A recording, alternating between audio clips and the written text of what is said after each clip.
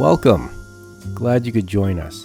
If you're new to the channel, I have news for you. I'm new too. This is my first video. I'm going to show you how I made this drawing from this particular reference, and I hope you can follow along. It's going to be fun.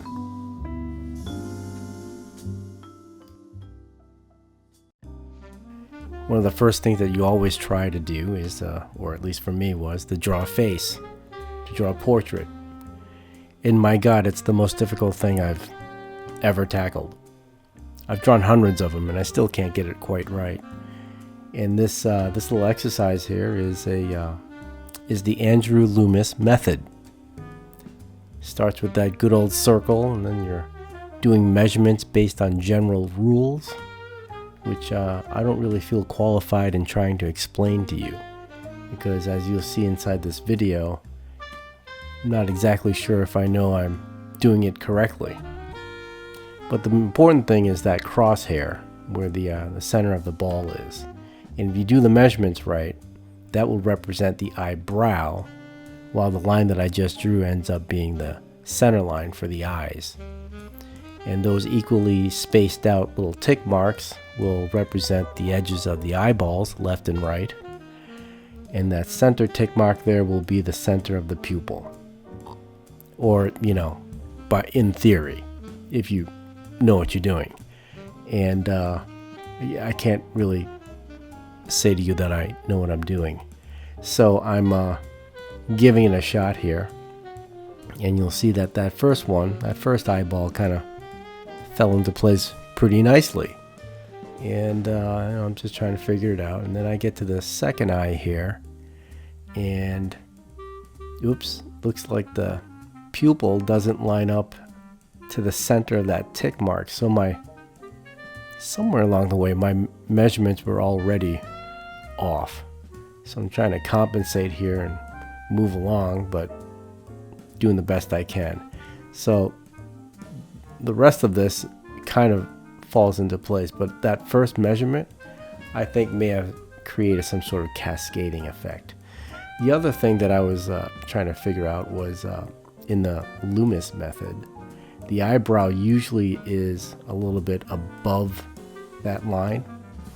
And in this, everybody's an individual. In this particular reference, the eyebrow is very close to the eyeball. And so, as I'm doing this, I'm realizing that things don't necessarily line up in the way that it's mentioned in the book. But I would say that the one thing as a takeaway, oh wait, look at this. This is where I'm placing that nose. I've seen this thing like 1,000 times and I've done this video, but I want you guys to know that I immediately placed that nose way too low. And yeah, I'm very sad about it, but there it is. Anyways, what I was about to say was that the grid work between the sphere and the lines and the measurements and all of that is pretty helpful if you want to set up some kind of scaffolding around the face and the portrait and the head that you're trying to draw. Because otherwise you're just kind of shooting in the dark, trying to figure out where the eye goes, where the mouth goes, how does the nose fit. And you can start with these general rules. And I think if I practice this enough, I will probably be able to kind of spot that hidden geometry that's inside of an individual's face, and then be able to, compensate for that when I'm drawing. It's not that easy. You'll see right here that, when I first put that circle down, I'm drawing the mouth there. It's already in the wrong place. And you'll see that little mark there that I'm about to tackle. That's where I put the chin originally. I mean, she would have had a chin. I mean, it would have been the longest chin ever. So I had to move that out of the way, and I tried that one. And once again, you can see me sitting there thinking, no, you know what? I think it's actually up here. And so fixing that and hoping for the best. Now the other part is, I drew those lines up there. That was supposed to be the sides of the face, and you'll see as I'm looking at the reference, it's got to be off by at least 1/4 of an inch each side. So I'm trying to figure out, well, does it actually work here? And I feel like I have to go back and study that book one more time, because I'm not quite sure exactly where according to his methodology, where the chin actually, where the jaw breaks and where it meets the chin. That's where I was kind of struggling with here. It's a little odd commentating on my own drawing skills as if I'm some sort of sports commentator, but I figured I would share the craziness that I was going through. Now, after cleaning it up a little bit, you'll see I realized that the nose was way too low. And when you set the nose really low, you're measuring off of that, right? So everything is too low. So I had to kind of scooch it up a little bit. I always have mixed feelings about doing that in Photoshop.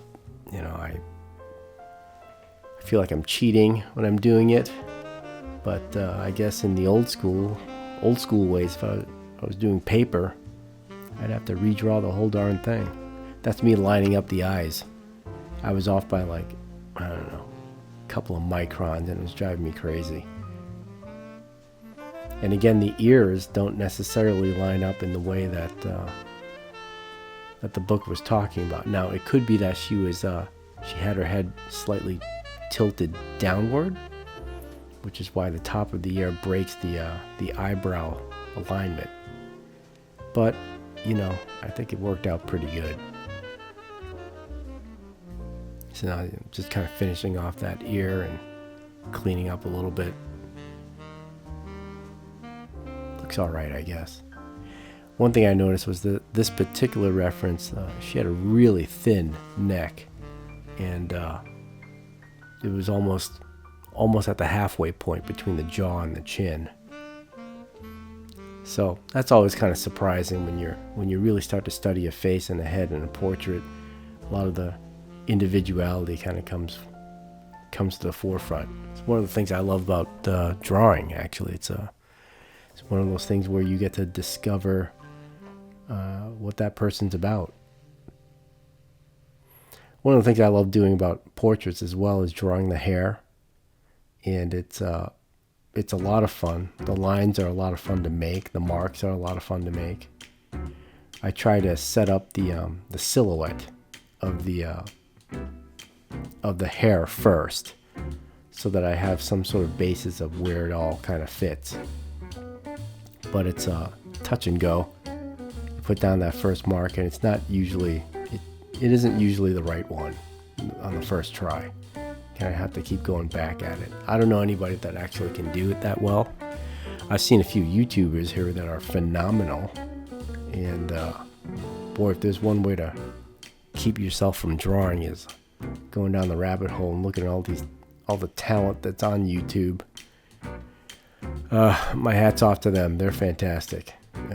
But I guess this little blog here is gonna keep me on the straight and narrow and keep me drawing. Guess that's what's important. Keep me drawing.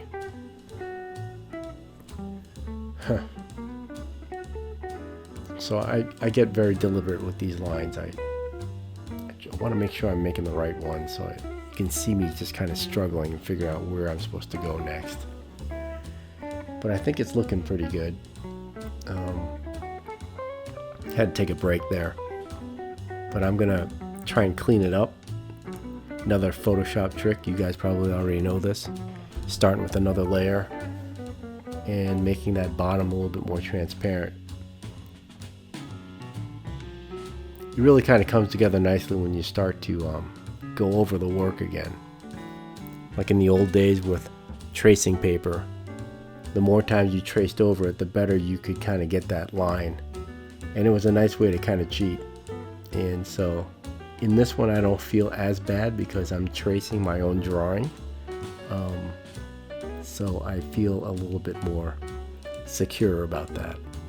I don't know how you guys feel out there, but it usually it's usually a pretty satisfying endeavor when you're going over it again. And even with this, even though I sped it up a little bit because I'm a really slow drawer, there's no way you guys would stick around for like hours and hours. So I had to speed it up a little bit, cut to the chase. But you'll see I really do kind of enjoy making some of these lines. Can't help myself. I've always loved drawing. I don't know if you guys have, but it's something that it just sort of came naturally to me. And it's also a perishable skill. If you don't do it, you're going to lose it. And I am absolutely guilty of not drawing as much as I would like to. And again, this is me throwing it out into the world, and whether or not anyone responds, I'm just trying to make sure that I keep myself practicing and trying to keep the hand-eye coordination connected. This one seems to be shaping up a little bit nicer. It almost looks like her, but it's hard to tell with this angle. I think the next video I do, I'm going to change the angle and the focal length just so you can have less distortion. But that's all right. At the end of this video, I do a little comparison of the finished drawing with the photograph, and you guys can tell me what you think. I might even post it on my Instagram, actually, just to what the heck, just share, right? See what people think. Be kind out there, you guys, please.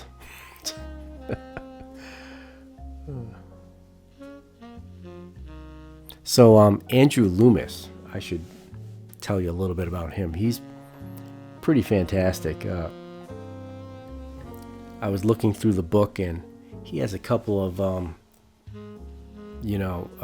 folks recommending the book that were his peers. And he's a pretty old school guy. Back in the day when they used to have illustrators make paintings and drawings and illustrations for their advertisements and for magazine covers. I mean, those were the days, right? Maybe I should have grew up in that era. I don't know. Anyways, among his peers, you can count Norman Rockwell. Maybe you've heard of him. Fantastic painter, and really someone that I think influenced a whole generation of artists after himself. And Loomis is actually influenced an artist that I really love, which is Alex Ross. I don't know if you guys know Alex Ross, but he's the guy that draws all those paints actually. He paints all these superheroes, and they're fantastic. He's got this kind of old school Superman and Wonder Woman and Batman. I mean, they're really fantastic. You probably already know him. If you're watching this channel, you may already be a comic book geek like I am, but it's pretty fantastic that he actually influenced him. And if you look at Andrew Loomis's work versus Alex Ross, you can kind of see that similarity.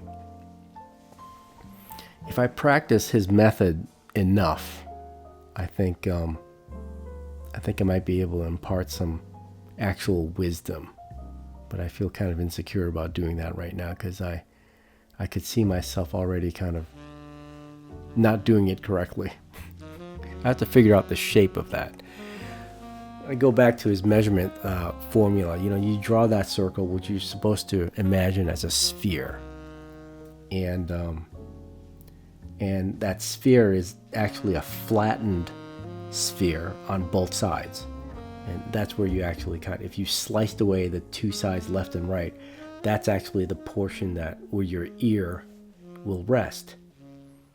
And this is where it gets a little foggy. I realize it's 3 portions equally for the width of the sphere itself, but somehow that measurement also transposes superimposes onto the vertical part of it and helps you land on where that chin is supposed to be. And I already pointed that out. I kind of screwed that up. I have to practice that more and see if I can actually get it sorted out. Oh, this is the good part. I'm actually, at this point, I'm starting to draw the hair. As I mentioned before, I love drawing the hair. A lot of fun. I think it's just because I like making these particular kind of lines. And,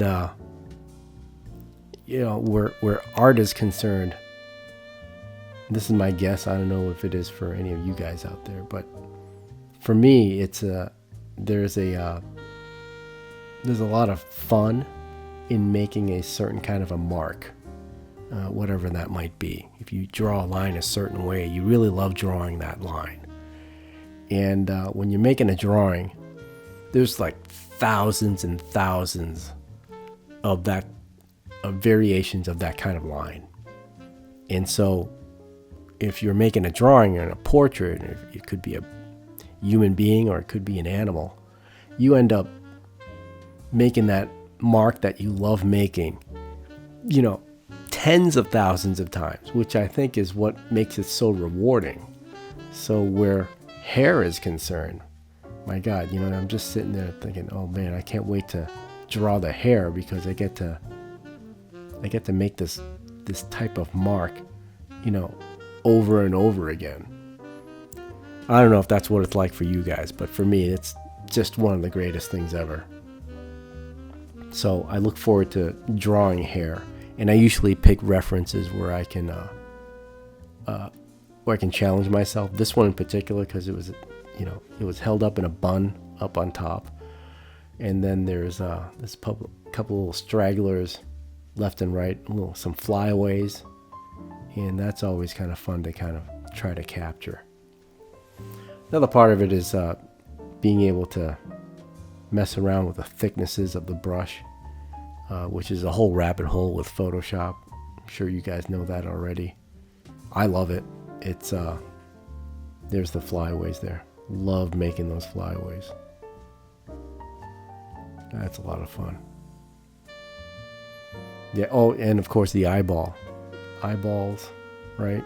How many eyeballs have I drawn on the sides of my notebooks in high school and grade school, just trying to get it sorted out.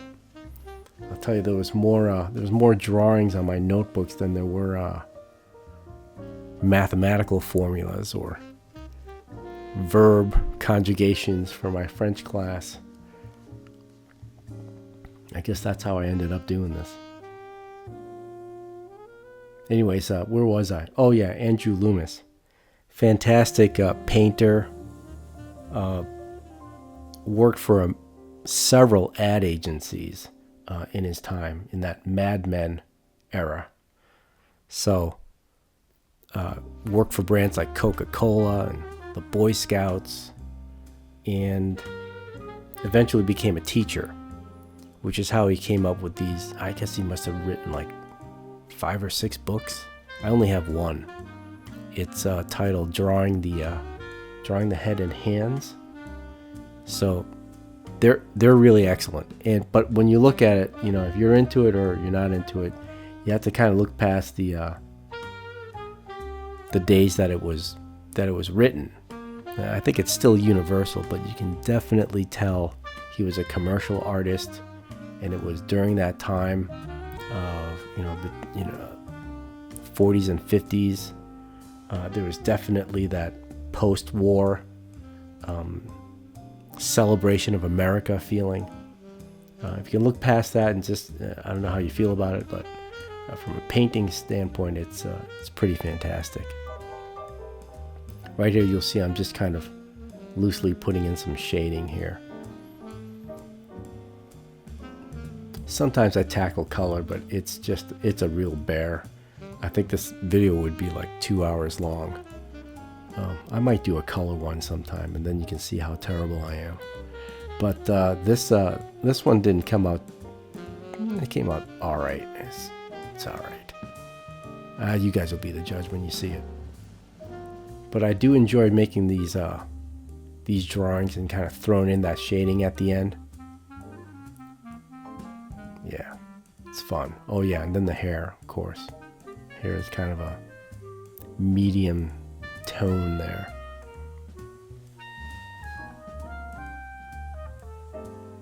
Not too bad. Yeah, I just sort of broad stroked that sweater in there. I didn't want to go bananas with this thing. Maybe in the next video I'll go bananas on some other thing.